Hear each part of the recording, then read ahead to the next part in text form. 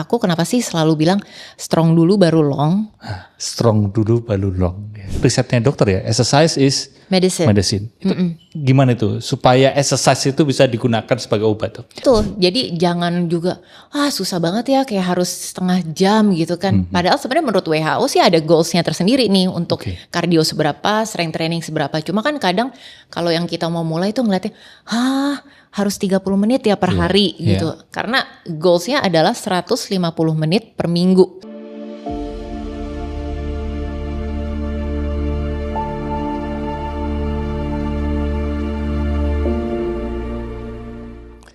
Kembali lagi di Pulih dan Selaras, dan kali ini teman ngobrol saya adalah Dr. Maria. Yeay. Dokter spesialis kedokteran olahraga dan hybrid atlet ya. Wow. saya respect sekali dok ya kan. Ya antara dokternya dan hybrid atletnya. Dan mungkin sekilas di awal ini dokter spesialis kedokteran olahraga. Iya betul. Itu gimana dong maksudnya? Jadi menangani semua olahraga? Nah sebenarnya menangani mereka-mereka yang misalnya cedera karena olahraga dan ingin return to play lagi, return to performance, atau mereka-mereka yang memiliki kondisi medis seperti diabetes, hipertensi, terus kan olahraganya gimana nih, exercise gimana, karena kan sebenarnya exercise is medicine, which is memang benar. Nah tugasnya kita sebagai dokter olahraga nih memberikan prescription.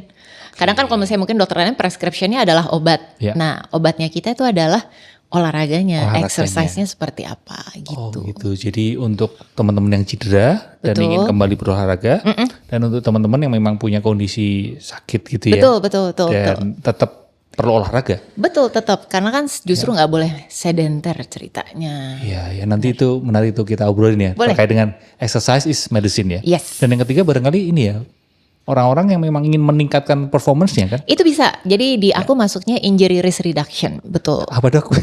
Injury risk reduction. Injury risk reduction. Betul. Adalah teman-teman yang sehat, nggak cedera, tapi ingin meningkatkan performance-nya. Meningkat performance. Biasanya kan pasti ada goal nih di depan kan. Kayak misalnya goalsnya, dalam 6 bulan lagi misalnya mau maraton misalnya gitu. Nah kalau dengan program larinya kan pasti ada dengan coach lari kan. Nah bagianku tuh men-tweak gimana sih latihan strength trainingnya dengan periodisasinya gimana nih biar nggak cedera, mengikuti pola latihan dari si coachnya gitu. Oh termasuk ini ya makannya, pola makan sebagainya? Kalau makan sih nutrisi sebenarnya cuma basic aja, yang penting proteinnya biasa aku selalu sebut sih gitu. Karena kalau kita bicara nutrisi udah ranahnya spesialis yang lain. Tidak boleh merebut lahan orang. Iya. Nah selain dokter spesialis kedokteran olahraga, karena SPKO ya dok ya? Betul. Juga hybrid atlet. Wah, itu apa dok? Hybrid atlet ya? Jadi sebenarnya kalau hybrid atlet tuh kayak sebenarnya udah dari zaman dulu sih perkataan hybrid itu. Jadi di mana-mana orang yang melakukan latihan kekuatan otot kardiovaskular juga iya. Tapi sebenarnya kalau dari ranah kedokteran olahraga harusnya itu namanya bugar. Bugar? Betul, karena sehat itu belum tentu bugar. Sehat belum tentu bugar. Betul. Gimana itu dok? Itu menarik itu kelihatannya. Nah betul, karena kebugaran itu bisa diukur. Kayak misalnya satu dengan daya tahan jantung paru nih. Kita bisa tahu VO2 max kita berapa misalnya. Paling gampang ya pakai smartwatch lah gitu. Atau kalau misalnya mau benar-benar oke banget, objektif banget pakai CPAP. Jadi ngecek VO2 max di rumah sakit, di betul, lab ya? biasanya di lab. VO2 max berapa. Kemudian yang kedua daya tahan otot. Jadi muscle endurance namanya. Jadi seberapa lama kita bisa melakukan kegiatan tertentu gitu. Berarti harus bertahan nih ceritanya. Kemudian yang ketiga kekuatan otot. Tadi yang kedua daya tahan otot, yang ketiga adalah kekuatan otot. Itu dua hal yang berbeda ya teman-teman. Betul. Kalau kekuatan otot seberapa kuat kita mengangkat sesuatu misalnya gitu. Kemudian yang keempat adalah komposisi tubuh. Komposisi tubuh itu biasanya, juga perlu ini. Betul. Gitu ya. Ya betul, karena biasanya kan orang terjebak dengan berat badan doang nih. Misalnya berat badan 50 gitu. Tapi gimana dengan komposisinya, lemaknya seberapa, terus ototnya seberapa. Nah yang kita pengenkan adalah lemaknya kan tentu paling nggak normal atau di bawah, tapi ototnya nih yang tinggi. Gitu. Dan yang terakhir fleksibilitas. Semua bisa diukur. Jadi kalau 5-5-nya oke baru disebut bugar. Orang sehat belum tentu. Sehat kan begini ya, orang sehat belum tentu oke semua 5 Betul. ini. Kalau sehat kan menurut WHO tuh kayak terbebas dari segala macam penyakit. Benar. Tuh, tapi apakah bugar? Iya, banyak orang secara umum kan bilang gini ya, yang penting sehat gak sakit gitu kan. Tapi padahal justru yang kita perlukan adalah bugarnya itu ya. Betul, karena dengan bugar kan sebenarnya kita bisa memiliki kemampuan lebih untuk melakukan kegiatan lain tanpa ada rasa yang terbatas. Itu sih sebenarnya. Saya tarik mundur ya dok. Boleh. Bicara tentang olahraga. Gimana caranya memulai olahraga secara sehat? Nah, kalau mau memulai nih, kadang orang bilang harus ada motivasinya gitu kan kayak. Tapi kalau menurutku sih yang penting mulai aja dulu sebenarnya. Mulai aja dulu. Karena kadang kalau nunggu motivasi nggak datang tuh. di telepon-telepon juga nggak bisa kelihatan. Sebenarnya bukan mencari waktu, tapi memang meluangkan waktu. It's all about priority sih in my opinion. Dan bergerak selalu jauh lebih penting dibandingkan enggak gitu. Jadi 10 menit, 5 menit ya jauh lebih oke dibanding enggak sama sekali. Gitu. Jadi tips memulai olahraga adalah luangkan waktu buat olahraga. Betul, kayak itu even just like a 5-10 minutes. Jadi goalsnya sebenarnya kan ingin membangun habitnya itu. Karena dengan sudah terbiasa 5 menit tiap harinya misalnya ataupun 10 menit tiap harinya, lama-lama bisa ditingkatkan. Gitu. Yang jadi benar mulai dulu. Betul. Jadi jangan juga susah banget ya kayak harus setengah jam gitu kan. Padahal sebenarnya menurut WHO sih ada goalsnya tersendiri nih untuk kardio seberapa, strength training seberapa. Cuma kan kadang kalau yang kita mau mulai tuh ngeliatnya harus 30 menit ya per hari gitu. Karena goalsnya adalah 150 menit per minggu. 150 menit per minggu. Itu minimal. It means tiap harinya 30 menit kan. 30 menit. Paling nggak selama 5 hari tuh. Selama 5 hari, Nah, cuma kan kadang-kadang orang mikir, gitu 30 menit kayak itu kayak susah banget. Ya udah, and then move aja dulu, bergerak aja dulu. 10 minutes, kalau misalnya cuma punya 10 minutes, masa 10 menit dari 24 jam nggak ada sih. Lakukan aja dulu di awal. Lakuin aja dulu. Kayak misalnya dengan gerakan yang simple dari YouTube atau manapun, go ahead. Mulai dari yang paling mudah berarti. Betul banget. Kalau untuk ini batasan cedera atau misal tiba-tiba langsung olahraga yang intensitasnya tinggi gitu. Nah itu biasanya kalau cedera itu terjadi karena too much too soon. Nah itu dia sih. Kadang-kadang misalnya yang paling aku sering temuin di praktek adalah misalnya yang pedal. Misalnya FOMO pedal gitu kan kayak main langsung 3 jam gitu kan. Nah, wah 3 jam gitu. Terus besoknya lagi. Nah sebenarnya bukan salah pedalnya. Tapi permasalahannya adalah recovery-nya gimana. Bisa atau enggak. Oh, berarti perlu ada waktu setelahnya untuk recovery. Betul. Maksudnya 3 jam gak apa-apa? Gak apa-apa, tapi gimana nih recovery-nya oke atau enggak gitu. Itu perlu dipertimbangkan juga. Jadi selain, yuk mulai aja dulu, tips untuk mulai olahraga lah, mulai aja yang paling mudah. Dan yang kedua adalah pertimbangan tentang recovery-nya. Betul. Kan itu paling basic, recovery paling basic adalah makan tidur. Makan tidur ya, jangan sampai terus terforsir ya istilahnya. Betul. Karena semua balik lagi tiap individu pasti berbeda. Harus listen to your body. Tapi kalau ada orang gini dok, aku beneran gak punya waktu untuk olahraga. Kalau gitu aku biasanya banyak sih pasienku yang bilang seperti itu tuh. Kan? Antara itu beneran seperti itu atau secara psikologis itu hanya sebagai defense mechanism. Yes, betul. Jadi aku biasanya minta breakdown. Coba ceritain deh dari Senin sampai Jumat ngapain aja sih. Gitu sama Sabtu Minggu ngapain aja sih. That's gitu. a good point. Gitu, karena kalau nggak dengan begitu dia juga nantinya nggak bisa memikirkan waktu luangnya ada di mana ya, karena kan udah berpikir gue nggak ada waktu nih. Jadi kita sebagai dokter olahraga pun juga memberikan kayak konseling dan edukasi nih. Jadi ya udah kita pikirin sama-sama deh, ya udah kita obrolin dari Senin sampai Jumat ngapain nih gitu, waktunya ngapain aja sih, bangun jam berapa, terus kemudian gimana tuh seharian di kantor seperti apa dan gimana gitu. Jadi benar-benar kayak juga membantu si pasien biar memang menemukan 10 minutes-nya itu di sebelah mana. Kalau benar-benar kayak kayak ceritanya udah kayak penuh banget gitu, ya udah sitting break deh, udah paling gampang. Tiap 1 jam ayo bangun berdiri jalan-jalan. Oh itu paling ini ya. Paling minimum banget. Paling minimum banget betul, seperti itu. Betul, karena kita pengennya tuh adalah mengurangi waktu sedenternya itu. Gitu. Kalau misalnya yang bagus kan sebenarnya 2, mengurangi waktu sedenter dan mulai geraknya itu kan. Jadi berolahraganya. Cuma kalau misalnya saya nggak ada waktu, ya udahlah paling sitting minimum banget ya sitting break udah paling gampang. Ini kita perlu berdiri juga. Tiap 1 jam, tiap 1 jam. Tiap 1 jam. Ya, ini durasinya nyampe 1 jam. Jadi tiap 1 jam perlu sitting break. Iya betul. Kalau kembali ke pertanyaan tadi bahwa orang yang memang bilang beneran nggak punya waktu, tips pertama atau langkah pertama adalah coba diceritakan dulu dari Senin sampai Minggu. Betul, itu apa aja kegiatannya. seperti apa. Dari situ mungkin orang akan lebih tahu ya, melihat hidupnya sendiri. Oh ternyata waktunya lebih banyak buat rebahan atau lebih banyak buat sibuknya adalah handphone. Betul. Itu bisa diganti dengan olahraga gitu. Betul banget. Balik lagi 10 menit. Masa nggak ada sih di antara 24 Tapi jam. kalau memang beneran, ini yang kedua, kalau memang beneran memang sibuk banget gitu, sitting break. Sitting break. Tiap 1 jam. Tiap 1 jam. Berdiri, jalan-jalan gitu. Paling enggak atau kayak misalnya squat. Boleh kalau misalnya mau itu duduk berdiri dari tempat duduk squat gitu, terus kemudian jinjit gitu. Nah makanya sebenarnya aku pernah ada bilang kalau misalnya di orang kantoran namanya desk exercise. Desk exercise. Oh desk exercise. Jadi kayak memang yang dilakukan pada saat kita duduk di kantor. Jadi sebenarnya tidak ada alasan lagi. Tidak ada alasan lagi ya, itu pun bisa dilakukan. Bisa. Berapa durasinya dok sebenarnya sebaiknya misalnya desk exercise atau mungkin sitting break? Nah paling kalau misalnya itu 10 minutes balik lagi, 5 to 10 minutes.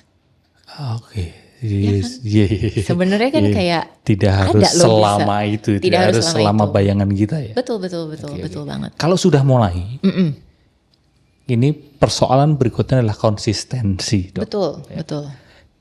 Gimana cara membangun konsistensi atau menjaga konsistensi itu? Aku tuh selalu bilang sama pasienku, konsistensi beats intensity. Gimana itu? Jadi artinya konsisten aja walaupun 5 menit setiap hari itu selalu lebih oke dibandingkan kayak misalnya intensity, artinya kayak Sabtu Minggu 2 jam gitu kan. Tapi Senin sampai Jumatnya nggak ada gitu. Iya. Atau sebulan sekali. Nah kayak gitu, sebulan sekali tiba-tiba 5 jam gitu kan. Tapi aku lebih prefer memang pasien ingin aku ingin pasien tuh juga membangun polanya kayak memang gradually it's okay, tapi memang menjadi habit. Sebenarnya sih itu. Kita pengen bangun sistemnya. Jadi bukan hanya kayak motivasinya aja, tapi how you build the system to get you tetap untuk konsisten. Sebenarnya itu di situ. Iya. Jadi bukan yang langsung lama tapi sebulan sekali, tapi lebih baik justru small step atau small exercise. 5 menit atau 10 minutes tapi every day. Yes, betul. Itu cara untuk membangun konsisten. Yes, betul. Ada masanya saya itu malas, dok. Saya juga, tenang saja. Saya juga, tenang saja. Gimana menyikapi rasa malas itu? Misal ini udah konsisten ini ada orang udah konsisten. Yes. Mengalami fase, ada masa-masa terutama misal musim hujan atau dingin, cuaca dingin dan malas, mager gitu. Sebenarnya sih kalau menurutku nggak masalah, rasa malas itu is very normal sebenarnya kan. Kayak kalau misalnya dibilang tuh, aku selalu ngobrol sama pasienku tuh selalu selain dari misalnya kayak caranya gimana, tapi tuh ada yang namanya state of change. Gimana itu? State of change itu artinya kita mengetahui level kita atau level pasien kita tuh lagi di mana sih, prekontemplasi kah, kontemplasi, kemudian stage yang kayak preparation, action ataupun maintenance. Dan semuanya ini kan bisa bubar lagi menjadi kayak prekontemplasi. Balik lagi, turun lagi itu bisa aja karena bisa kejadian suatu hal gitu. Bisa aja kayak misalnya lagi hujan terus besoknya hujan lagi ya terus jadi malas aja terus ya, mungkin jadi fase yang memang lagi malas ya mungkin balik ke kontemplasi. Ya sih gue tau penting cuma gue lagi malas aja gitu.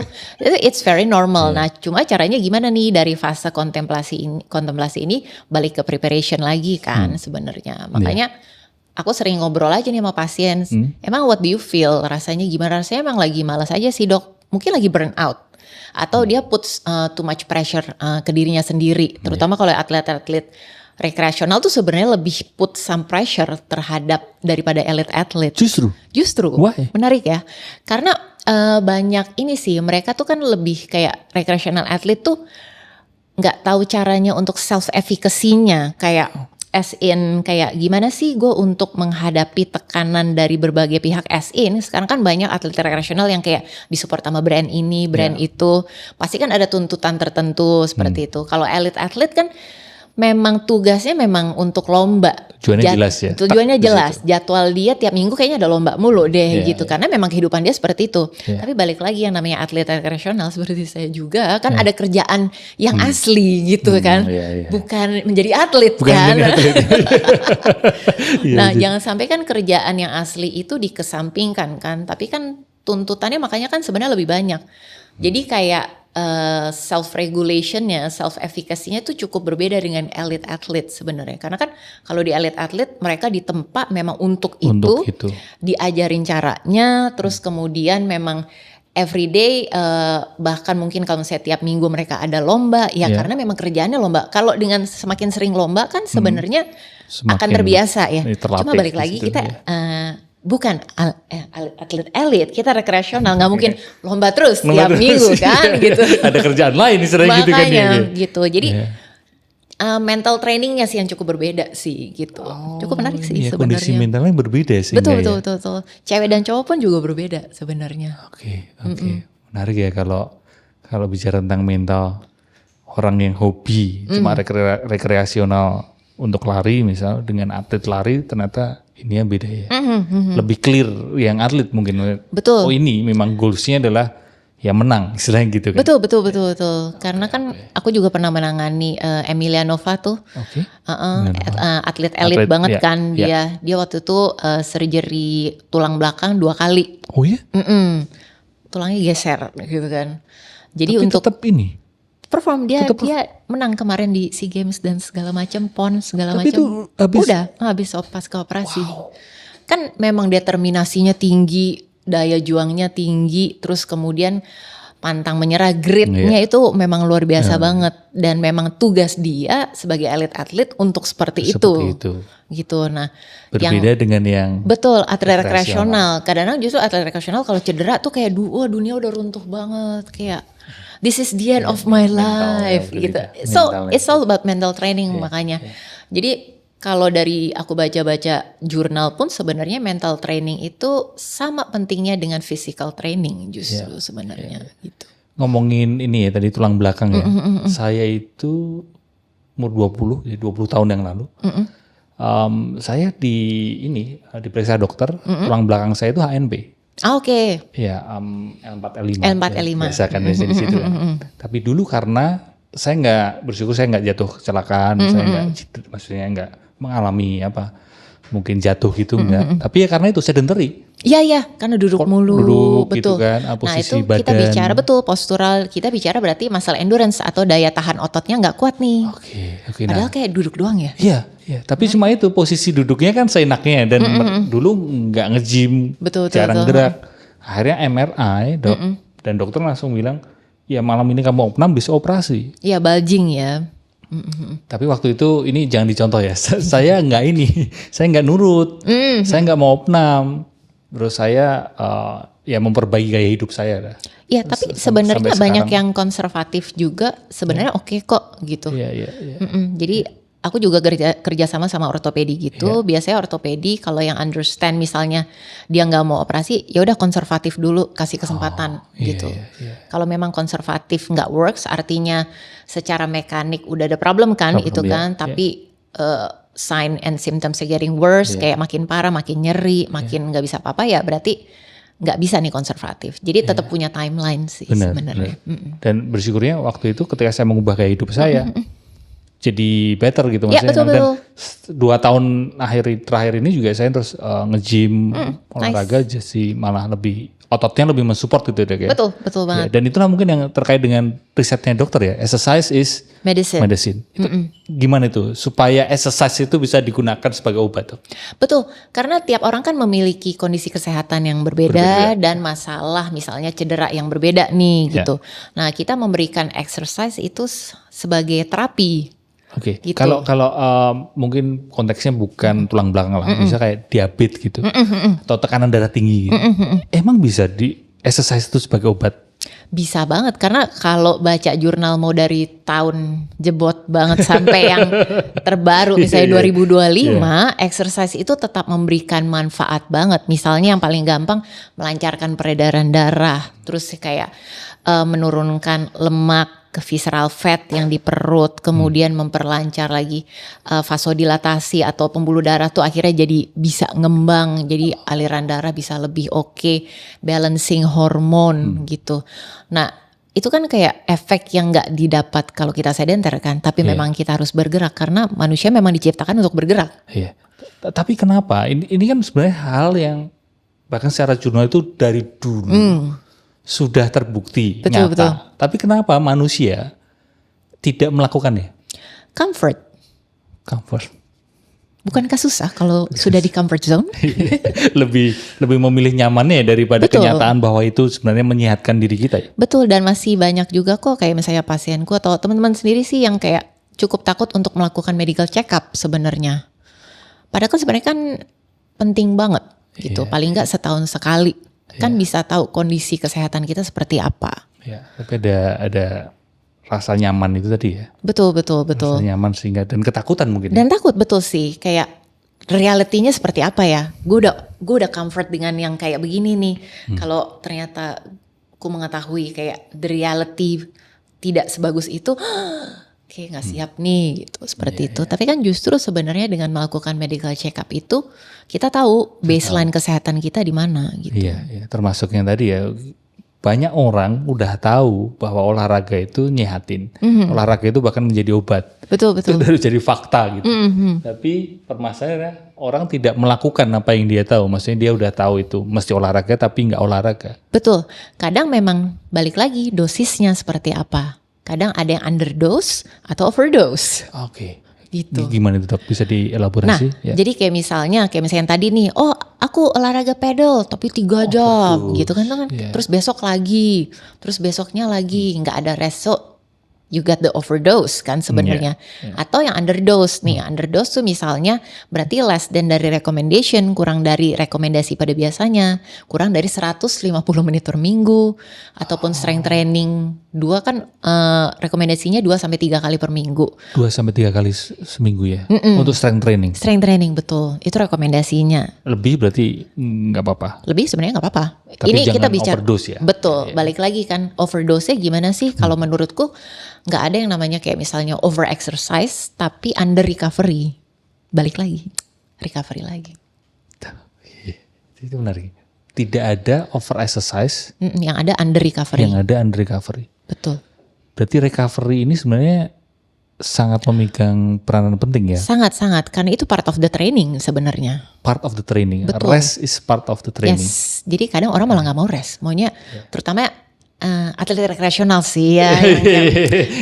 Karena mungkin ada sisi yang, ini gak semuanya, tapi ada sisi yang rest kan tidak bisa ditampilkan ya, tidak bisa dipamerkan di sosial media, sehingga itu yang ada dorongan untuk. Betul, padahal sebenarnya rest is part of the training juga, recovery kan kita bicara, and then how you sleep, how you manage your food, itu kan sebenarnya jauh lebih penting, karena kalau recover-nya nggak dapet, kan balik lagi nih perkataannya adalah recover atau bahasa Indonesianya pemulihan. So you can get pulih atau enggak dari kondisi yang kemarin itu. Kalau nggak pulih, and then dihajar lagi, turun lagi pasti kan. Recovery pasti butuh lebih lama, kayak gitu. Di dunia kerja zaman sekarang modern juga, saya termasuk orang yang menyuarakan bahwa istirahat itu bagian dari bekerja. Karena kalau bekerja terus jadinya burn out kan. Betul. Meskipun masih banyak orang yang tidak setuju sih. Iya. Karena mereka yang kerja gitu. Iya, paham banget sih. Waktu kayak itu saya sering mendapat kayak pikiran kan waktu sehari 24 jam nih. Oke, kita bagi 3 deh gitu. Misalnya tidur berarti kan 8 jam, kerja 8 jam, ya udah main 8 jam. Main 8 jam, benar.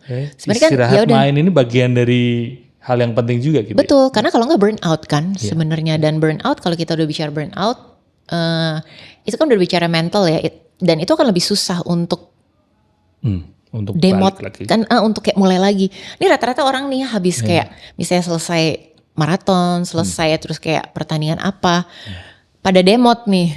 Karena nggak tahu nih goals nextnya apa. Karena kan balik lagi mungkin mereka mengemas diri mereka tuh, identitas mereka pada race itu aja, tapi bukan sebagai kayak gaya hidup in daily gitu. Dan itu tidak terjadi pada teman saya bernama Tirta Cipeng, kelihatannya dia kelihatannya terus punya luar biasa sekali ya. Habis race 1 kelihatannya dia tidak kebingungan seperti yang lainnya gitu. Kalau misalnya lihat dia yang zaman dulu ya kan, yang rambut pink itu ya kan. Sama-sama orang Solo. Jadi kenal udah lama, tahu dia udah lama gitu. Zaman dulu. Kan? Ya, zaman dulu kan. Makanya terus sekarang terus and then dia udah tahu nih di 2026 dia mau Iron Man gitu kan. It's very good thing, dia punya purpose kan. Nah, yang keep us alive itu adalah kita punya purpose kan sebenarnya, punya goals. Tahu apa yang mau dikerjain. Karena kalau enggak Iya, jadi ngeblank gitu ya. Iya kan, kayak udah selesai nih race ini. Terus misalnya so what? Terus apalagi misalnya race yang terakhir ini nggak sesuai target. Terus jadi ngedrop. Rata-rata kebanyakan seperti itu. Cuma kan kalau misalnya balik lagi elite atlet, tapi kan dilatih untuk mental toughness-nya. Itu dia sih. Ya. Betul, balik lagi. Pasal yang sering kali hilang di situ ya, mental toughness-nya. Nah, recovery yang dianjurkan itu seperti apa, Dok? Nah, kalau recovery kita bicara yang paling simple kan makan tidur nih. Oh, makanan itu termasuk recovery ya? Betul. Kalau kita bicara tuh piramida recovery, paling bawah itu adalah tidur. Oh, tidur paling bawah. 7-8 jam tentu juga dengan kualitas tidurnya kan seperti apa. Yeah. Tuh, naik berikutnya makan. Kayak misalnya fueling atau misalnya untuk sebelum melakukan olahraga karbohidrat menjadi penting, tapi untuk recovery-nya proteinnya 2 kali berat badan kalau bisa, kalau aktif banget. Sebelumnya karbo? Iya betul, sebagai bensinnya. Setelahnya protein untuk pemulihannya, betul. Tapi kalau habis lari sebaiknya apa? Protein berarti? Iya, protein dan karbo sih boleh aja sih, karena kan tetap kepake nih dua-duanya kan fuelingnya dipakai kan ceritanya. Tapi untuk recovery misalnya ototnya pulih dan untuk mengisi si glikogennya lagi tuh butuh karbo. Betul. Kalau protein? Gimana kalau protein? Kalau proteinnya untuk otot recovery-nya. Oke. Karena saya lihat story-nya dokter ini ya, susu coklat ya? Betul, susu coklat. Dan itu menurut research banget sih, karena paling harus gampang. Harus coklat somehow. Karena kalau yang plain tuh gak dapat di rasionya 3:1-nya. Gimana? Jadi karbonya, menurut risetnya gimana? Menurut risetnya kalau lihat aja di belakang misalnya karbohidratnya 21 gram nih ya. 1 gram. Jadi berarti kan banding 1 proteinnya 7. Nah itu tuh minimum banget di situ 3:1. 3:1. Betul. Karbonya 3, proteinnya 1. Nah kalau misalnya ada lagi, sekarang ada merek baru lagi tanpa menyebut merek gitu kan. Ada yang 3:2. Oh proteinnya double. 14 berarti?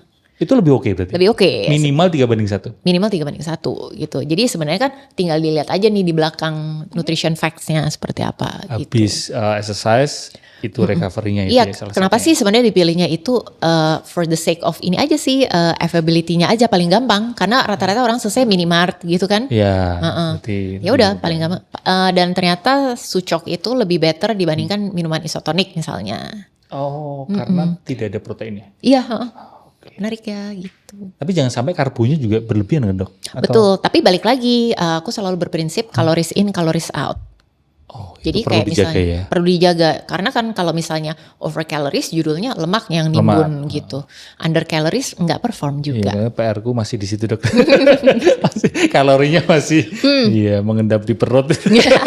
Biasanya gitu ya. Perlu dijaga ini. Betul, sebenarnya sih balik lagi kalau misalnya mau emang precise banget ya harus hitung kalori sih sebenarnya gitu. Cuma aku personally udah nggak hitung kaloris. Ya, gitu. malah Aku jadi stres juga mungkin. Betul. Ada orang yang cocok, which is temanku tuh yang bodybuilder mau tanding gitu, dia sampai bawa timbangan gitu. Setiap kali makan. Tapi ya fine buat dia gitu. Go ahead cocok, gitu, cocok. Nggak semua orang cocok. Betul, nggak semua orang cocok. Jadi memang harus dicari metode apa sih yang cocok. Kalau aku lebih kepada mindful eating aja. Yang penting aku hitting proteinnya 2 kali berat badan. Proteinnya 2 kali berat badan. Itu yang aku nomor satuin gitu. Kalau misal berat badan saya adalah 70. Betul. Itu berapa? 78. 78 berarti kali 2. Protein saya berarti. Protein in daily. Terutama kalau misalnya 150 mungkin kurang 160 lah, 160. 160 lah, oke. Itu bukan lumayan lagi, itu cukup lumayan banyak kan kalau misalnya mau mengunyah lelah juga gitu. Bener. Biasanya makanya aku tambahin whey protein. Whey protein, ya. Oke. Gitu sih. Nah, ketika exercise, Dok, ini bicara nge-gym gitu. Ada momen yang bisa bench press misal sampai 50 kilo misalnya. Tapi kok bisa ketika minggu depan ya ngedrop, Dok, nggak kuat lagi. Itu betul. Memungkinkan terjadi seperti itu dan apa faktornya? Sangat mungkin banget. Kita selalu bicara lagi yang selalu kutanyakan adalah recovery-nya gimana? Itu recovery. Dan yang kedua aku selalu tanya periodisasinya. Gimana itu, Dok? Jadi kalau kita bicara periodisasi artinya kita nggak bisa tuh yang misalnya hari ini misalnya bench press 20 kilo nih ya. Iya. Minggu depan naikin kan rule of thumb-nya maksimum 10%. Oke. Jadi kan misalnya naikin deh 22 gitu. 22. Minggu depan lagi naikin lagi jadi 24. Minggu depannya naikin lagi jadi 26. 26. Nah, kalau namanya periodisasi biasanya tuh nggak boleh up terus kayak naik gunung gitu. Jadi naik, turun, naik, turun. Gitu. Betul, karena Saya kira udah naik, udah bakalan naik terus ya. Iya. Nggak bisa, jadi memang harus ada turunnya. Jadi untuk memberikan waktu untuk tubuh kita untuk recover juga kan sebenarnya. Meskipun tetap ngangkat ya. Betul. Tapi diturunin. Betul, kita pengen tuh yang namanya super compensation di situ. Gitu. Itu Ini ada istilahnya. Ilmu bermanfaat ini. Iya. Super compensation di situ. Jadi ketika kita misalnya ngangkat nih kan otot kita luka-luka nih ceritanya kan memang begitu. Makanya kita recovery dengan protein gitu segala macam. Terus kan pasti ada inflamasi segala macam. Terus kita pasti agak turun dikit turun dikit. Tapi karena kita recover dengan tepat untuk nextnya dikasih kayak beban naik lagi, kita bisa naik. Itu namanya super compensation. Tuh, saya kira udah naik. Udah nggak boleh turun nih, kelihatan harus naik terus. Tidak sanggup. Ini ya, maksudnya kepinginan kita seperti itu ya. Tapi kan memang tubuh punya ini ya sistemnya sendiri. Apalagi cewek juga berbeda. Biasanya kalau misalnya kasusnya kayak tadi, aku selalu tanya siklus menstruasinya gimana. Oh iya, ada faktor seperti itu. Ada juga faktornya. Kalau cewek tuh lebih tricky, hormonal bermain banget gitu. Olahraga dan perempuan. Nah, istri saya itu paling menghindari angkat beban. Mengapa? Sebenarnya itu sangat amat penting sekali. Kenapa, Dok? Boleh tolong dijelasin? Ini bukannya buat istri saya, mungkin teman-teman lain ya. Perempuan kan masih beranggapan, perempuan jangan angkat beban deh. Nanti kayak Aderai gitu. Atau mesti ya udahlah olahraganya apa? Dri biasanya kalau di kelas itu kayak misal strength fit gitu aja. Gitu. Tapi kalau nge-gym angkat beban menghindari gitu. Oke. Sebenarnya sih kalau latihan kekuatan otot kan memang direkomendasikan sama WHO itu kan balik lagi. Kenapa sih penting? Karena permasalahan orang sekarang nih terutama di era modern ini adalah sarkopenia. Sarkopenia itu adalah memiliki massa otot di bawah normal. Dan kita kalau misalnya ini memang udah terbukti sama jurnal, kita kalau udah usia 30 tahun, massa otot tuh akan turun. You will use it if you're not using it. Itu memang benar gitu. Automatically akan decline gitu. Nah, makanya aku kenapa sih selalu bilang strong dulu baru long. Strong dulu baru long. Kenapa sih? Jadi kita harus kuat dulu. Longnya kita nggak cuma bicara kita mau melakukan olahraga, tapi sustainability-nya dalam kegiatan sehari-hari pun juga bisa long gitu. Kayak naik turun tangga, duduk, berdiri gitu tuh juga bisa lama. Kenapa sih? Karena otot itu yang akan mensupport kita, terutama kita bicara latihan kekuatan otot itu sebagai investment di masa depan, masa tua nanti. Karena kalau misalnya kita tahu nih sekarang banyak banget problem kalau di orang tua tuh sering jatuh. Iya, benar. Sering jatuh terus kayak bungkuk terus makin kayak turun. Nah, sama itu lutut ya, Dok. Lutut. Mamaku ya kan lututnya osteoartritis juga, kan. Iya. Nah, itu as simply as selain penyakit degenerasi sebenarnya bisa dicegah. Memang harus memiliki kekuatan otot karena otot itu adalah sisi protektif dari sendi-sendi kita nih gitu. Dan secara postur juga. Makanya kenapa sih kalau sering jatuh ataupun yang kayak kok posturnya jadi bungkuk begini ya simply as otot yang gak kuat. Balik lagi daya tahan otot. Daya tahan otot ya. Jadi memang perlu dilatih. Betul. Makanya kan itu termasuk indikasi kebugaran juga. Iya. Gitu. Meskipun perempuan pun juga perlu dilatih kan. Betul, terutama perempuan, apalagi terutama perempuan karena hormon bermain banget kan di wanita, apalagi kalau sudah menopause. Gitu. Nah, latihan kekuatan otot itulah yang akan memberikan efek protektif untuk tulang. Mulai nggak skip berarti. Biasanya skip. Gitu. Ternyata lebih penting dibandingkan misalnya kardio gitu ya. Gitu. Jadi otot itu benar-benar kayak investment untuk jangka panjang sampai pada masa tuanya, terutama untuk wanita sih gitu. Kardio berbeda dengan strength training. Beda. Jadi misalnya kalau misalnya naik turun tangga nih gitu kan kadang aduh capek ya ngos-ngosan. Nah, itu kardionya nggak kuat. Tapi naik turun tangga bayangin dong ambil bawa barang, gendong anak tetap bugar, tetap kuat gitu. Jadi kan kita sebenarnya mau dua-duanya dong. Kardionya kuat tapi kan ototnya juga kuat. Gitu. Sebenarnya lebih kepada functional daily activity sih. Jadi activity daily livingnya tuh nggak terganggu, kualitas hidup meningkat. Kayak misalnya angkat galon, angkat barang gitu kan, itu memang daily living banget. Ataupun jongkok. Iya. Gitu, one day ketemu WC jongkok pusing, WC jongkok gimana nih gitu kan, nggak bisa jongkok lagi.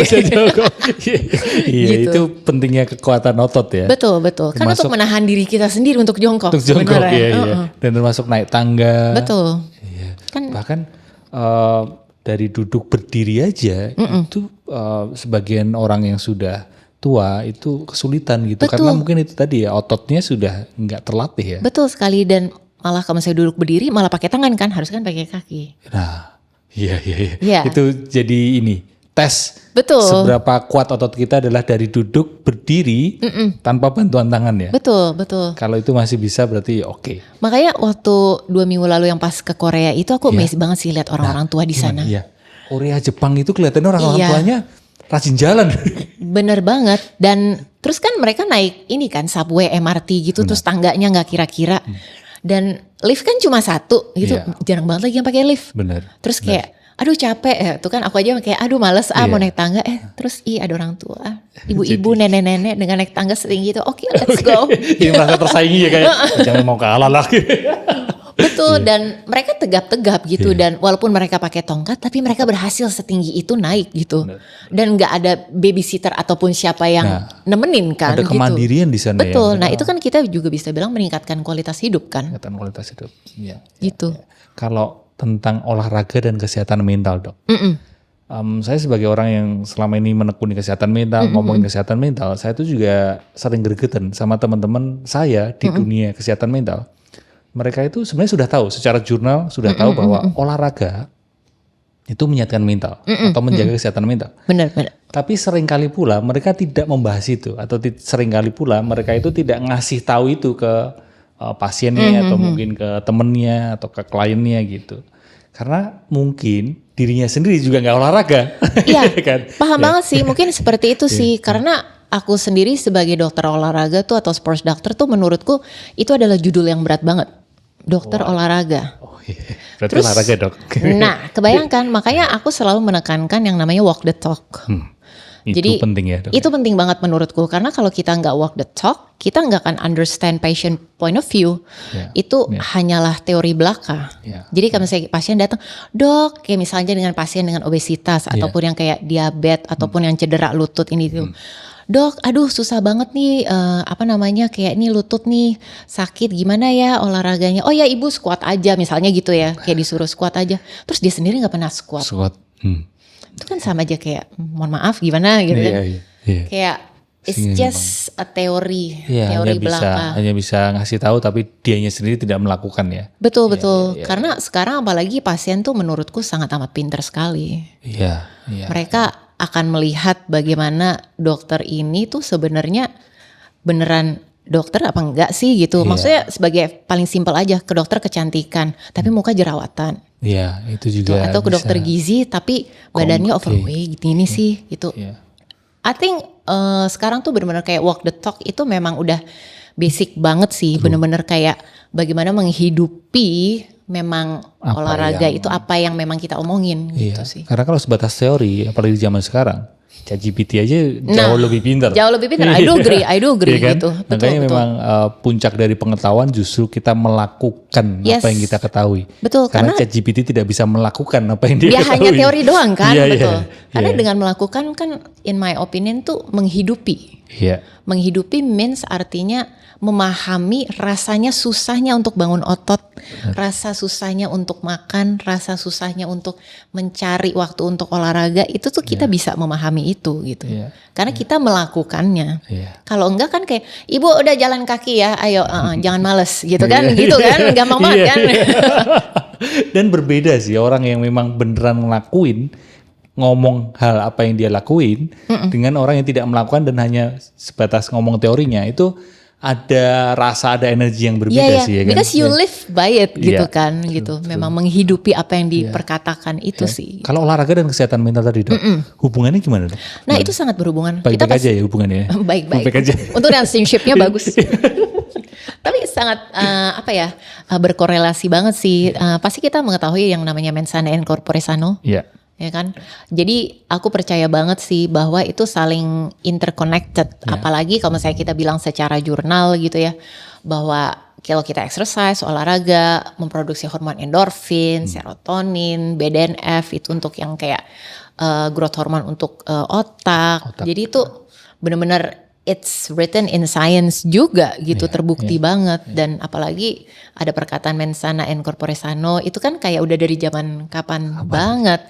Dan memang interkoneksi, karena dengan di tubuh yang kuat, kita pasti memiliki mental juga yang lebih bagus sih sebenarnya gitu. Di dalam tubuh yang kuat kita bisa percaya diri tuh ada gitu. Karena kan makanya sebenarnya ada riset yang di jurnal tuh bahwa kalau kita berolahraga memang menurunkan rasa anxiety, depresi bisa berkurang, meningkatkan kualitas tidur, terus kemudian rasa percaya diri, self esteem tinggi gitu. Itu memang bener banget gitu. Iya. Makanya ini teman-teman yang selama ini menyuarakan membahas kesehatan mental, ayo olahraga. Kan gerak aja dulu. Iya, gerak aja dulu. Kalau enggak ya sitting break. Sitting break itu minimal banget lah sitting break. Dan saya ingat kapan itu kan juga Mas Adira juga ngobrol di sini dan dia menyampaikan selama hayat dikandung badan, ya badannya mesti disehatin. Betul. Jangan hanya fokus ke mentalnya aja, tapi badannya sebagai ruang yang membawa wadahnya, badannya perlu disehatin gitu ya. Setuju banget sih, betul. Karena kita bicara juga sustainability, longevity. Kita di situ sih mainannya. Kemarin ngobrol sama Cipeng, makanya kita jangan sampai sprint for medals, tapi marathon for longevity. Kita bukan bicara hanya sebatas itu ya, bukan hanya sebatas medal aja gitu, tapi gimana kita bisa sustain sampai kesudahannya kan. Makanya sebenarnya yang kayak in my opinion yang cukup kasihan tuh adalah atlet-atlet yang kalau karirnya udah selesai, mereka selesai rasanya. Padahal sebenarnya kan harus bisa sustain lebih lagi kan. Gitu. Kalau dokter menangani atlet-atlet apa masalah mental yang dialami atlet-atlet? Problemnya terutama sih biasanya karena peer pressure sih. Peer pressure sih. Persaingan. Ya selain persaingan tapi kayak tekanan dari coachnya harus main walaupun cedera, nggak mau tahu lo harus juara gitu. Itu sih yang tricky itu di situ. Nah di situ makanya peran coach, atlet sama dokter olahraga tuh bertiga tuh harus akrab sebenarnya tuh di situ. Bahkan di luar itu sebenarnya ada psikolog juga kan yang mendampingi atlet kan. Ada sport psychologist. Tapi kalau di Indonesia belum tahu saya. Ada waktu itu sempat pernah belajar sama beliau namanya Bu Yuwanita. Jadi memang mendampingi betul. Kesehatan mental atlet. Kan? Betul. Fisiknya tapi mentalnya juga. Dari mentalnya betul. Karena waktu belajar sama beliau tuh memang dibilang memang penting banget kayak visualisasi, terus yang kayak pada paling tegang biasanya kan H-1 tuh biasanya kan H-1 relax tuh caranya gimana sih buat tenangin diri. Nah yang atlet-atlet rekreasional biasanya pada gak bisa tidur tuh lebih lagi ya kan gitu. Nah sebenarnya kan training di situnya gimana nih gitu. Yang atlet rekreasional kayak gimana besok maraton nih, besok ini nih segala macam duk-dukan wow gitu. Justru kan di situ gimana cara, makanya self efficacy-nya sih sebenarnya yang berbeda antara yang rekreasional dengan yang memang profesional atlet di situ ya. Betul. Tadi dokter bilang tentang longevity ya. Sebatas saya baca buku di luar udah begitu ini kan membahas hal itu ya. Di Indonesia sepertinya belum banyak ya membahas. Belum. Jujur aja sih sebenarnya sih belum untuk kayak kita bicara longevity kan, apalagi sebagai kayak misalnya atlet ataupun kayak atlet rekreasional gitu tuh kayak longevity, itu apa sih gitu kan kayak masih seperti itu. Padahal kan kita pengennya exercise atau olahraga itu menjadi gaya hidup. Nah kalau udah gaya hidup itu kan memang akan sustainable dong. Bukan hanya sebatas kompetisi. Betul. Nah problemnya adalah ketika kalau misalnya atlet kalau misalnya usia udah 30-an kan kayak oh ya udah nih bentar lagi pensiun nih. Nah habis itu mau apa gitu tuh. Nah biasanya tuh yang di situnya habis itu mau apa. Mungkin keuntungannya kita yang atlet rekreasional ya kita udah ada kerjaan nih gitu kan. kan. Cuma kalau misalnya atlet pekerjaannya kan itu. Nah habis itu gimana nih longevity-nya mau seperti apa. Mau berkarir kah di master atlet kah. Atau kayak misalnya mau jadi pelatih kah. Nah hal itu sebenarnya kayak cukup masih fake sih menurutku di sini gitu. Kalau longevity tentang kesehatan badan kan ada buku Blue Zone ya.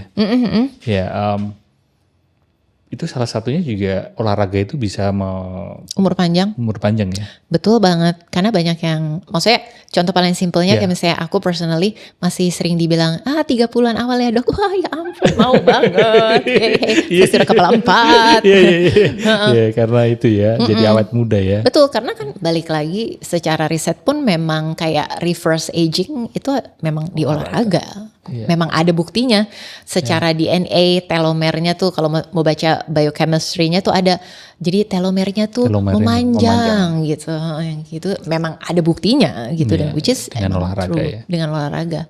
Jadi sebenarnya sains udah berbicara banget. Dok, tapi kalau di tengah kegiatan dokter sebagai dokter, sebagai profesional dokter, sebagai atlet, hybrid atlet, penelitian juga. Bagaimana menyeimbangkan jadwal itu dok? Menyeimbangkan ya, kalau menurutku sih kayak you give everything 100%. Everything, nggak ada tuh yang namanya. Nggak namanya, oke, kalau itu buat kerjaan 50%, nanti buat latihan ya 30%, nanti buat keluarga 20%, nggak ada, you give everything 100%. How? Because apa ya, kalau menurutku aku memang menemukan purpose-ku di situ sih. Kayak ikigai. Iya. I'm living my ikigai actually sebenarnya. Oke. Jadi ada happinessnya di situ ketika memang kayak melihat pasien, contohnya yang Emil gitu ya, kayak berhasil, atau yang kemarinan nih, yang pasienku yang habis cedera, terus Kobe Marathon dapat PB segala macam, tuh kayak memang ya ini sih, memang ini jalan gue memang di sini sih, ini calling gue memang di sini sih gitu. Situ dan apa namanya, memang melakukan apa yang disukain sebenarnya gitu, and itu sih melakukan apa yang kamu disukain sih, and you live in it juga, jadi nggak as in karena gue suka teori doang, tapi you breathe through it, you live in it. Jadi nggak terlalu pusing menyeimbangkan ya justru ya, sih. Udah beneran betul total aja 100% di situ ya. Jadi memang ya udah you give 100% in family, in works, in sama patients, you give 100% everything gitu. Dengan bertambahnya usia, meskipun masih dikira umur 30-an. Wow.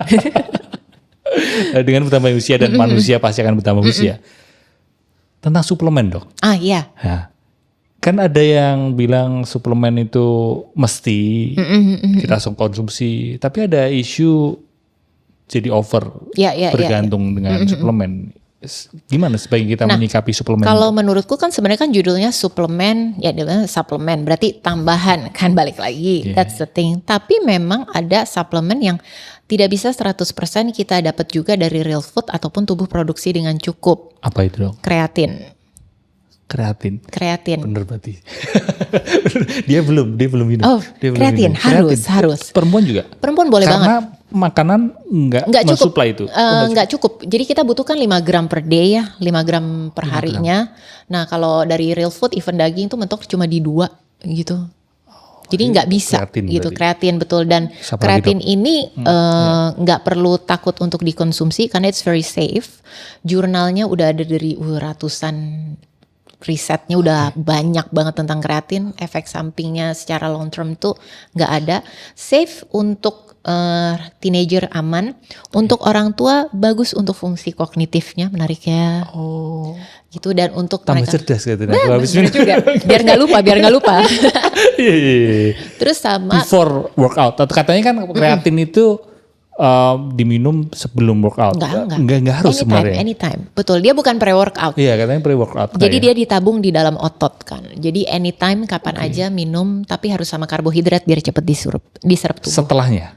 Enggak, jadi sambil lebih bagus. Jadi aku biasa sih misalnya gitu sama minum sama isotonik gitu misalnya, atau sama es teh manis gitu juga boleh gitu. Karena itu untuk karbonya ya. Iya, untuk karbo. Enggak masalah sih. Jadi keliru berarti. Selama ini saya habis minum itu telur. Sebenarnya sih nggak masalah. Nggak masalah, cuma untuk absorbnya lebih maksimal. Lebih bagus. Pakai karbo. Ada karbonya, kayak makan pisang, nasi gitu. Selain kreatin apa lagi dok yang perlu suplemen? Yang kedua adalah vitamin D3, K2. Itu yang kita susah untuk mendapatkan secara natural ya. Betul, karena kita di indooran mulu. That's the first kan. Apa? Indoor mulu, ya. Jarang banget yang kayak di luar bener-bener. Apalagi yang waktu COVID kemarin, itu kan semua vitamin D-nya kurang banget karena indoor banget kan. Nah apalagi yang ini aja udah gak COVID, berarti kan diharapkan, hey ayo keluar dong gitu, bergerak gitu kan. Itu kan juga masih vitamin D-nya kurang. Juga. Nah itu vitamin D3, K2, kemudian jangan yang sendiri ya, jadi harus sama K biar absorpsinya cepet. Mesti ada K-nya. Betul. Kemudian yang ketiga omega 3. Omega 3. Nah ini perempuan aja atau cowok juga? Cowok juga, karena ini untuk anti-inflamasi dan researchnya bagus banget kok. Anti-inflamasi misalnya kan kita aktif nih, badan pasti kan yang kayak ada inflamasinya, it's very normal. Nah makanya makan omega 3 ini, atau kalau misalnya mau dari real food biasanya dapat ya dari HDL, good fat tuh. Oh iya dari HDL itu. Jadi yang good fat avocado, ikan gitu. Itu omega 3 itu. Terus kok 1, 2, 3 itu sama yang terakhir udah sih. Gue biasa itu dong. Itu ya. Sama magnesium glycinate. Itu magnesium itu yang buat tidur itu. Betul. Untuk membantu recovery, relaksasi magnesium otot. Yang apa? Glycinate. Apa itu dok? Jadi senyawanya tuh beda. Jadi magnesium ada yang sitrat lah, oxide lah. Nah ini magnesium glycinate. 500 gram cukup 1 kali 1. Saya sempat itu minum yang, saya pikirnya buat sebelum tidur. Ternyata magnesium buat pencernaan. Iya itu sitrat deh kalau gak salah. Udah diminum sebelum tahu. Udah sok tahu saya. Itu yang sitrat. Itu buat jadi pencernaan. Pencernaan. Kalau yang sebelum tidur yang glycinate. Oke. Itu suplemen-suplemen yang. Itu doang. Yang menurut research sama yang top tiernya udah itu aja sih. Oke, ini menjelang pertanyaan terakhir ini dok. Saya sempat nonton video bahwa daya tahan otot atau apa tadi dok? Kekuatan otot grip. Oh iya. Sehingga nggak harus pull up, bahkan dead hang aja. Betul. Dead hang atau dengan kayak mempengaruhi nih dok ya. Mortality ya? Iya. Yes, itu betul banget. Betul. Ditambah lagi kekuatan otot kaki. Betul. Itu researchnya. Otot itulah yang memegang peran penting. Untuk mortality. Betul. Berarti latihannya adalah itu. Kalau misalnya kita bicara grip ya dead hang bisa banget, atau kalau misalnya yang gampang beli yang alat yang kayak tang gitu kan. Gitu-gitu. Nah kalau misalnya kita bicara otot kaki, duduk berdiri itu bisa dilakuin banyak hal sih. Tapi 2 otot itu ternyata memang. Ya jadi otot kaki dan memang kekuatan tangan. Memang udah researchnya kan cukup banyak tuh. Maksudnya jumlah sampelnya dan memang terbukti tuh mortality. Bagus kok. Itu which is true. Dan banyak orang yang kaget gitu ternyata. Prediksinya kan, betul. Prediksi panjang umur ada di otot ternyata, bukan di jantung paru. Otot tangan dan otot kaki ya. Betul. Makanya kalau orang tua kan cukup banyak yang jatuh ya. Iya, karena kan gak kuat nih. Dan pegangan yang gak kuat. Di kamar mandi jatuh. Betul. Karena gak kuat pegangannya. Pegangan gak kuat, berdiri gak kuat. Oke. Simple kan sebenarnya. Tapi balik lagi niatnya mesti, intentionnya mesti besar untuk olahraga. Makanya kita selalu bicara balik lagi, strong dulu baru long. Strong dulu baru long. Apa satu pengalaman hidup yang membuat dokter sebegitunya sama olahraga sekarang ini? Maksudnya rajin banget dengan olahraga. Nah sebenarnya kalau aku awal tuh adalah penganut angkat besi banget gitu, bodybuilding style banget tuh di 2007 pertama kali. Kayak gitu, karena waktu itu di Melbourne jalan kaki terus kayak ngapain ya, join gym, semuanya pada teman-teman join gym biasa, FOMO kan join gym. Untung FOMO bagus join gym itu pertama kali. Bukan karena olahraga, bukan karena keluarga. Maksudnya apakah keluarga juga memang penganut olahraga yang? Ayah main tenis kan, terus ada jantung juga, terus akhirnya tenisnya kurangin. Jadi sebenarnya sih hal yang kayak riwayat di keluarga nggak terlalu membuatku gimana gitu. Jadi kan. tidak ada pengalaman hidup yang membuatmu ini dok? Ada pas COVID. Justru pas COVID. Jadi kenal pertama kan di 2007 tuh. Habis itu kan up and down terus COVID kan. COVID tutup semua. Ya kan, yang nggak tutup kan cuma pesan makanan online gitu ya kan. Itu yang nggak tutup kan. Jadi kan pesen semua dari situ. And then one day aku ingat banget kok. One day duduk di sofa, duduk berdiri, kalau tuh dua-duanya sakit. Berat. Langsung kayak aku tidak pernah begini seumur hidup. Kenapa duduk berdiri aja sakit gitu. Terus kayak sakitnya tuh yang kayak emang sakit nyut gitu. Kayak karena kan gak ada timbangan tuh saat itu. Jadi kan tiap hari cuma ngeliat kaca. Cuma karena lihat hari tiap kaca berasa kayak sama aja gitu. Padahal mungkin sudah tidak sama aja gitu. Nah dari situ langsung gak bisa, gak boleh begini. Ini lutut sakit udah udah pasti definitely gara-gara memang sedenter banget karena kerjanya kan cuma tiap hari duduk, bener. terus Zoom, duduk mulu gitu. Terus abis itu mulai gendong anakku, kok mulai encok, kok begini? Kayak dulu nggak pernah begini gitu. Terus mulailah situ, olahraga, rajin. Mulai dari situ jadi lewat yang kayak pakai YouTube ataupun pakai aplikasi kayak gitu. Mulai dari situ tuh. Terus yang kayak meja makan singkirin jadi buat lebih luas. Karena kan gym tutup kan, nggak ada alat. Beli online, dumbbell copot pasang, kayak gitu-gitu tuh. Jadi itu sih yang kayak benar-benar pengalaman yang benar-benar bikin. Ya? Iya, jadi inget banget tuh di situ. Karena dengan lutut sakit artinya, apalagi kan aku dokter. Jadi, lutut sakit, matilah ini ntar kalau misalnya biasa udah agak parno tingkat tinggi gitu kan, gitu. Lebih nanti, tahu kan ini nanti. Nanti ini begini gini. Kalau terus kalau misalnya nggak bisa ngangkat anak, terus kalau misalnya jalan nanti sakit, PR-nya kan agak lebih panjang gitu, hospital apa segala macam. Nggak bisa, ini udah nggak bener sih memang, karena sedenter terus. Makan tidur. Itu memang recovery, cuma nih off recovery. Over recovery. Itu yang ini apa namanya memotivasi. Apakah suami juga langsung ikut olahraga atau dia duluan melendeng? Sebenarnya suami justru ngikut aku sih sebenarnya. Duluan.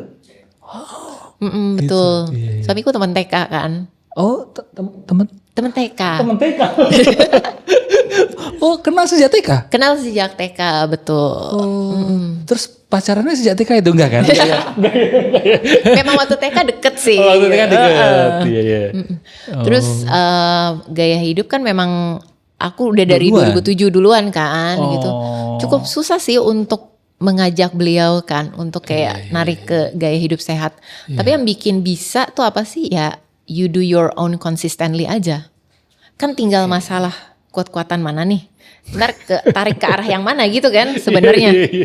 Gitu. So I think when you do the things that you love and being consistent itu akan changing people around you juga sih. Iya, dan akhirnya ini ya ikut olahraga juga, rajin olahraga. Betul, akhirnya sampai pada akhirnya mau high rocks juga. Iya makanya. Itu kayak kalau ngelihat masa lalunya dia kayak wow sangat tidak mungkin gitu. Dan ada rasa gimana? Exercise dengan pasangan? Kayak justru itu sih bonding dan secara mental kan juga lebih kayak kayak lebih bondingnya itu sih sebenarnya sih. Dan obrolannya jadi nyambung ya. Betul. Kan? Karena kalau enggak jadinya yang satu. Jadi jomplang kan. Iya. Jadi yang satu lagi ngobrolin kita harus recovery-nya gini, makanannya gini. Kenapa gitu. Iya, itu bondingnya jadi lebih kuat ya. Iya, sebenarnya itu bonusnya itu di situ sih. Jadi bondingnya dan sebenarnya kan kayak balik lagi kita as a parent pengen ngajarin anak itu tuh bahwa aktif itu adalah hal yang normal gitu. Kalau nggak diajarin dari dini, karena anak kan melihat parentsnya gitu, so it's the normal way-nya gitu.